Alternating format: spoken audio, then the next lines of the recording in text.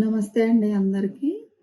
సౌందర్య లహరి శ్లోకాలు చెప్పుకుంటున్నాం కదా. నిన్న 8వ శ్లోకం అయిపోయింది. ఈరోజు 9 చెప్తున్నాను. రేపు 10వ శ్లోకం ఉంటుంది అనమాట. ఇది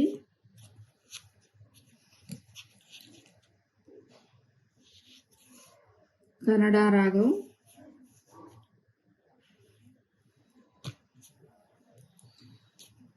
ఫలితం వచ్చేసి మూలాధార అంటే చక్రాలు, మన బాడీలో ఉన్న చక్రాలన్నీ యాక్టివేట్ అవుతాయి అనమాట. ఈ శ్లోకం చదివితే మనకి పంచభూతాలు ఉంటాయి కదా, అవే మన బాడీలో ఉంటాయంట. పంచభూతాలు అంటే భూమి, జలం, అగ్ని, వాయు, ఆకాశం. మన కింద యూరిన్ ప్లేస్లోనేమో జలచక్రం ఉంటుందంట, కడుపులోనేమో అగ్ని చక్రం ఉంటుందంట, లంగ్స్ దగ్గర ఏమో వాయు చక్రం, కంట దగ్గర, మళ్ళీ బొట్టు దగ్గర, ఇట్లా అన్ని రకాలు ఉంటాయి అన్నమాట. భూమి, ఆకాశం, జలం, వాయువు, అగ్ని ఇవన్నీ కూడా అమ్మవారు అనుగ్రహమే. అమ్మవారు శివపార్వతులు తాండవం అనమాట. ఈ ప్రకృతి మొత్తం కూడాను, మన సృష్టి మొత్తం కూడాను దానికి సంబంధించిందే ఈ శ్లోకం అన్నమాట.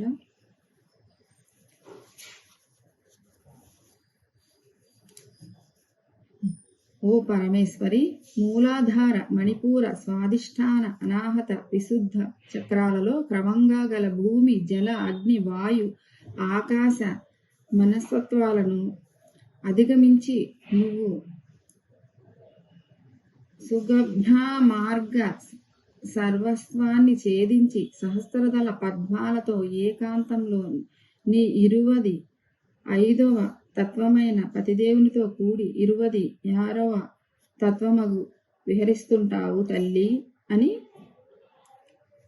అర్థం అన్నమాట, తాత్పర్యం. ఇంకపోతే ఈ శ్లోకం మొదలు పెడదాం. లర్నింగ్. మహిం కొంచెం స్లోగా రావాలి. మహిమూలాధారే కమపి మణిపూరే హుతవహం. మహిమూలాధారే కమపి మణిపూరే హుతవహం. మహిమూలాధారే కమపి మణిపూరే హుతవహం. స్థితం స్వాదిష్టానే, ఇది కొంచెం పైకి వెళ్ళాలన్నమాట. స్థితం స్వాదిష్టానే హృది మరుతమాకాశముపరి. స్థితం స్వాదిష్టానే హృది మరుతమాకాశముపరి. స్థితం స్వాదిష్టానే హృది మరుతమాకాశముపరి. 3వ లైన్ కూడా పైకి వెళ్ళాలి. మనోపిభ్రూ మధ్యే సకలమపి భిత్వా కులపతం. మనోపిభ్రూ మధ్యే సకలమపి భిత్వా కులపతం. మనోపిభ్రూ మధ్యే సకలమపి భిత్వా కులపతం. సహస్రారే పద్మే, సహస్రారే పద్మే సహరహసి పత్యా విహరసే. సహరహసి పత్యా విహరసే. సహస్రారే పద్మే సహరహసి పత్యా విహరసే. మహిమూలాధారే కమపి మణిపూరే హుతవహం. స్థితం స్వాదిష్టానే హృది మరుతమాకాశముపరి. స్థితం స్వాదిష్టానే హృది మరుతమాకాశముపరి. మనోపిభ్రూ మధ్యే సకలమపి భిత్వా కులపతం.